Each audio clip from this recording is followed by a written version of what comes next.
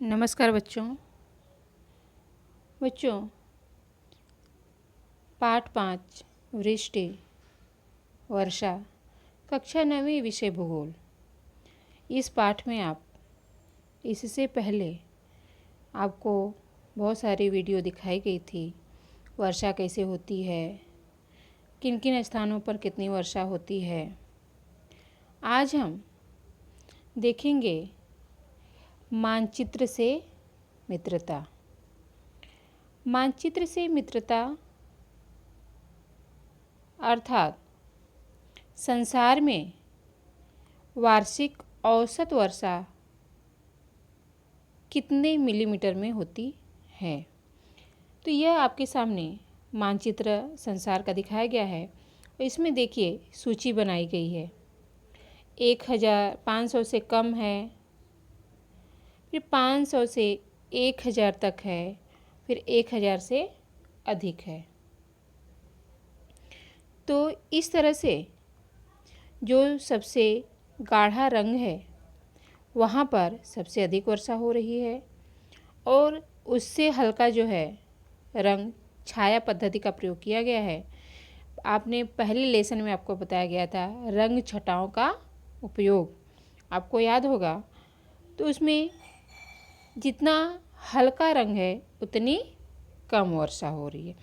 तो सबसे पहले हम देखेंगे बच्चों, यहाँ पर देखिए कुछ रेखाएं खींची गई हैं, देख रहे हैं ना। यहाँ पर यह आपको कक्षा 6ठी से ही पढ़ाया जा रहा है, 8वीं में भी पढ़ाया गया था। तो यहाँ पर सबसे पहले हम रेखाओं की जानकारी लेंगे संक्षेप में। ये देखिए पूरे पृथ्वी के बीचों बीच एक रेखा है जिसका नाम है विषुवत रेखा। इसको हम कई नामों से भी जानते हैं, जैसे भूमध्य रेखा, विषुवत रेखा, या कभी कभी हम इसको विषुवत वृत्त के नाम से भी जानते हैं, या वृहद रेखा के नाम से भी हम इसको जानते हैं। यह 0 अंश की होती है जो पूरे पृथ्वी को 2 हिस्सों में विभाजित करती है। इसके बाद यही रेखा जो है वह पृथ्वी को 2 भागों में विभाजित कर देती है। तो यहाँ पे देखिए एरो एक दिखाया गया है, ठीक है। एरो में ऊपर दिखाया गया है आपको उत्तर, अर्थात ऊपर की तरफ कौन सा हिस्सा है, उत्तर। नीचे की तरफ हम आएंगे तो दक्षिण, फिर इधर पूर्व हो जाएगा और इधर पश्चिम हो जाएगा। तो विषुवत रेखा के जब हम ऊपर की तरफ जाएंगे तो यहाँ पर 23.5 अंश की एक रेखा आपको दिखाई गई है, कर्क रेखा। इसके बाद हम जाएंगे और ऊपर, तो यहाँ पर हम दिखेंगे 66.5 अंश, अर्थात 66 अंश 30 मिनट की एक रेखा दिखाई गई है, जिसको हम उत्तरी गोलार्ध में आर्कटिक रेखा के नाम से जानते हैं। फिर अगर हम ध्रुव पर जाते हैं तो वह रेखा आपको मिलेगी 90 अंश की रेखा, जिसको हम ध्रुवीय रेखा या उत्तरी ध्रुव रेखा के नाम से जानते हैं। उसी तरह से बच्चों जब हम नीचे आएंगे तो नीचे आपको विषुवत रेखा के ठीक नीचे आपको मिलेगी मकर रेखा, जिसका अंश 23.5 अंश अर्थात 23 अंश 30 मिनट दक्षिणी गोलार्ध होता है। फिर हम आएंगे 66.5 अंश अर्थात 66 अंश 30 मिनट दक्षिणी गोलार्ध में, जिसको हम अंटार्कटिक रेखा के नाम से जानते हैं। बच्चों यह संसार का, पूरे संसार का वार्षिक औसत वर्षा कितनी होती है उससे संबंधित यह मानचित्र आपको दिखाया गया है। तो सबसे पहले हम देखेंगे कि जो वर्षा का जो वितरण है पूरे संसार में वह एक जैसा नहीं है, असमान है। और सामान्य रूप से अगर हम देखें तो उष्णकटिबंधीय प्रदेश, उष्णकटिबंधीय प्रदेश कौन से हैं, विषुवत रेखा के 23.5 अंश उत्तर जो कर्क रेखा गई है, और 23.5 अंश दक्षिण जो मकर रेखा गई। इन क्षेत्रों के बीच में लगभग जो क्षेत्र होते हैं उसे हम उष्णकटिबंधीय क्षेत्रों के नाम से जानते हैं। यह भी आपको बात बताई गई है इसके पहले क्लास में, 8वीं में भी आपको बताया गया होगा कि पूरे पृथ्वी को या पूरे संसार को अगर ये मानचित्र हम देखें तो इनको 3 हिस्सों में बांटा गया है। उष्णकटिबंधीय क्षेत्र, समशीतोष्णकटिबंधीय क्षेत्र और शीतकटिबंधीय क्षेत्र, 3 हिस्सों में। तो यह जो कर्क रेखा से मकर रेखा के बीच का जो भाग है उसे हम उष्णकटिबंधीय क्षेत्र के नाम से जानते हैं। तो यहाँ पर अगर हम देखें तो उष्णकटिबंधीय क्षेत्र में वर्षा की जो मात्रा है वह सबसे अधिक है। यहाँ पे देखिए सूची भी दिखाई गई है ना, 1000 से अधिक मिलीमीटर वर्षा यहाँ पर हो रही है। यहाँ का जो रंग है वह सबसे गाढ़ा दिखाई दे रहा है आपको। और यहाँ की जो स्थानीय परिस्थिति के अनुसार अगर हम देखें तो अन्य भागों में विशेष रूप से यहाँ के तटवर्ती भाग में और व्यापारिक पवनों के क्षेत्र में अधिक वर्षा पाई जाती है। संसार में अगर हम पूरे संसार में देखें तो यहाँ पर 3 प्रकार के वर्षा के प्रदेश आपको देखने के लिए मिलेंगे। जैसे सबसे कम वर्षा वाले प्रदेश, देखिए 500 से कम, ठीक है, ये भाग है। फिर यहाँ पर भी थोड़ा थोड़ा हल्का हल्का आपको दिख रहा होगा। उसके बाद हम जाएंगे तो 500 से 1000 के बीच, अर्थात मध्यम वर्षा वाले प्रदेश। फिर आगे हम अगर जाते हैं तो 1000 से अधिक मिलीमीटर वर्षा होती है, जो उष्णकटिबंधीय क्षेत्र के प्रदेश में आपको दिखाया गया। देखो दक्षिणी अमेरिका का हिस्सा है, मध्य अफ्रीका का हिस्सा है, भारत का हिस्सा भी थोड़ा यहाँ पे दिखाया गया है। यहाँ पर उत्तरी अमेरिका के यहाँ पे देखिए नीचे, इसलिए निचले इसको हम बोल सकते हैं पूर्वी और दक्षिणी का भाग। तो यह इस प्रकार से हम पूरे संसार को 3 वर्षा के प्रदेशों में हम बांट सकते हैं। तो सबसे पहले हम देखते हैं कि जहाँ पर सबसे अधिक वर्षा हो रही है, जैसे विषुववृत्तीय क्षेत्र है, दक्षिणी पूर्वी एशिया का क्षेत्र है, ये हिस्सा है।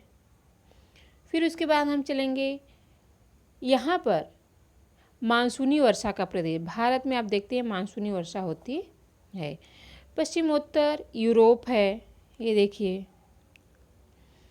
उसके बाद अगर हम आगे इसी तरह से देखते जाएं तो ऑस्ट्रेलिया का पूर्वी भाग, अमेरिका का पूर्वी और पश्चिमी जो तट है,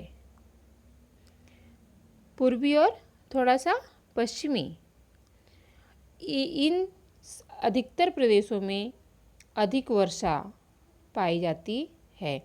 इसके बाद हम अगर देखते हैं 500 से 1000 के बीच में कहाँ कहाँ वर्षा हो रही है, तो 500 से 1000 के बीच में अधिक वर्षा वाले प्रदेश के जो समीप का भाग है, ये देखिए दक्षिणी अमेरिका के जो भाग दिखा है, इसके जो समीप का भाग है, देख रहे हैं, यहाँ पर जो है वो मध्यम प्रकार की वर्षा हो रही है। तटवर्ती प्रदेशों में 500 से अधिक मिलीमीटर तक वर्षा होती है। अब हम चलेंगे कम वर्षा वाले प्रदेशों में। कम वर्षा वाले प्रदेश ध्रुवीय प्रदेशों, ये हिस्सा है, उत्तरी ध्रुव के प्रदेशों या दक्षिणी ध्रुव के प्रदेशों, मरुस्थलीय प्रदेश और महाद्वीपों के आंतरिक भागों में जो है वह कम वर्षा होती है। ये देखिए, इसके अतिरिक्त वर्षा की जो वितरण की अन्य विशेषताएं भी हमें देखने के लिए मिलती हैं। तो बच्चों, इस तरह से हम मानचित्र से मित्रता करके हम पूरे संसार में वर्षा की जानकारी हम ले सकते हैं। बच्चों, इसमें से आपको प्रश्न भी पूछे जा सकते हैं। आपके किताब में पेज नंबर 46 में आपको प्रश्न दिए गए हैं, उसका उत्तर आपको इसी मानचित्र से देखकर लिखना है। इसके अलावा अगर हम मानचित्र को देखकर अगर नए क्वेश्चन का निर्माण करें तो नए प्रश्न भी यहाँ पर बनाए जा सकते हैं। जैसे एशिया महाद्वीप के अधिकांश भाग पर कितनी वर्षा हो रही है। आप प्रश्न को ध्यान से सुनेंगे और प्रश्न को ध्यान से सुनने के बाद जो इसका उत्तर बताया जा रहा है उसे आप ध्यान से अपने भूगोल के नोटबुक में लिखेंगे। तो सबसे पहला प्रश्न, जैसे हम नया अगर प्रश्न तैयार करें तो यहाँ पर बनाया जा सकता है कि एशिया महाद्वीप के अधिकांश भाग पर कितनी वर्षा हो रही है। तो हम एशिया महाद्वीप पर पहले चलेंगे, ठीक है। यहाँ पर एशिया महाद्वीप पर जब हम जाएंगे तो यहाँ का पहले रंग छटाओं का उपयोग देखेंगे कि रंग छटा कैसी है, सबसे हल्की है। तो आपके पास ये विषय सूची दी गई है। तो यहाँ पर कितनी 500 से कम वर्षा, यानी एशिया महाद्वीप के अधिकांश भाग पर 500 मिलीमीटर से कम वर्षा हो रही है। क्वेश्चन नंबर 2, मध्य अफ्रीका के पूर्वी भाग में कितनी वर्षा हो रही है। तो सबसे हम पहले कहाँ चलेंगे, मध्य अफ्रीका। ये देखिए, तो आप यहाँ पर रंग छटाओं का जो उपयोग किया गया है, तो मध्य अफ्रीका में कैसा रंग दिखाया गया है आपको, सबसे गाढ़ा रंग है, सबसे डार्क है। तो यहाँ पे सूची में अगर हम आते हैं तो यहाँ पे हम देख सकते हैं कि मध्य अफ्रीका के बीच सबसे अधिक वर्षा 1000 मिलीमीटर से अधिक वर्षा हो रही है। प्रश्न नंबर आपका 3 तैयार हो सकता है, भारत के पूर्वी भाग में कितनी वर्षा हो रही है। तो पहले हम चलेंगे भारत देश में। तो भारत के पूर्वी भाग में कितनी वर्षा हो रही है। तो पूर्व किधर है, आपको इधर बताया गया है, ठीक है। पूर्व इस साइड है, उत्तर, दक्षिण, पूर्व और पश्चिम। तो भारत के पूर्वी हिस्से में कैसी वर्षा हो रही है, 1000 से अधिक मिलीमीटर वर्षा हो रही है। यानी यहाँ पर भी उष्णकटिबंधीय क्षेत्र का हिस्सा आपको दिखाया गया है। तो यहाँ पर क्या होगी, वर्षा की मात्रा अधिक होगी। उसी तरह से हम और प्रश्न तैयार कर सकते हैं, जैसे ऑस्ट्रेलिया महाद्वीप के पश्चिमी तट पर वर्षा की मात्रा कितनी है। ऑस्ट्रेलिया महाद्वीप के पश्चिमी तट, अब इधर पूर्व हो गया तो इधर क्या होगा, पश्चिम। तो यह पश्चिमी तट पर वर्षा की मात्रा कितनी है। अब यहाँ पे जो रंग छटाएं दिखाई गई हैं वो देख सकते हैं, 500 से कम मिलीमीटर वर्षा ऑस्ट्रेलिया के पश्चिमी तट पर हो रही है, ठीक है। उसके बाद हम आगे बढ़ते हैं, दक्षिणी अफ्रीका के उत्तरी भाग में, दक्षिणी अफ्रीका के उत्तरी भाग में वर्षा का वितरण कितना मिलीमीटर है। तो फिर दक्षिणी अफ्रीका ये भाग हो गया आपका के उत्तरी हिस्से में। देखिए यहाँ पे 3 रंग छटाएं, नंबर 1 अफ्रीका जहाँ लिखा है उसके नीचे फिर लास्ट में है। तो दक्षिणी अफ्रीका के उत्तरी हिस्से में वर्षा का वितरण कितना है।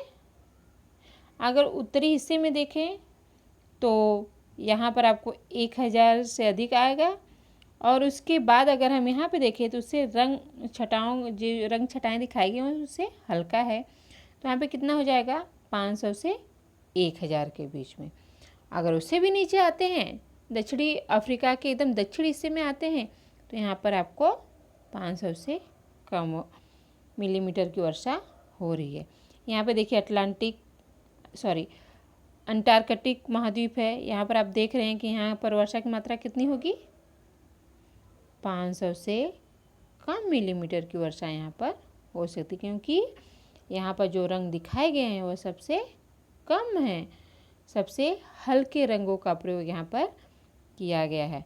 बच्चों, वीडियो को ध्यान से पढ़िए, जो प्रश्न आपको किताब में दिए गए हैं और जो अभी मैंने आपको प्रश्न बताया उसका उत्तर आपको अपनी नोटबुक में लिखना है और पढ़ना है।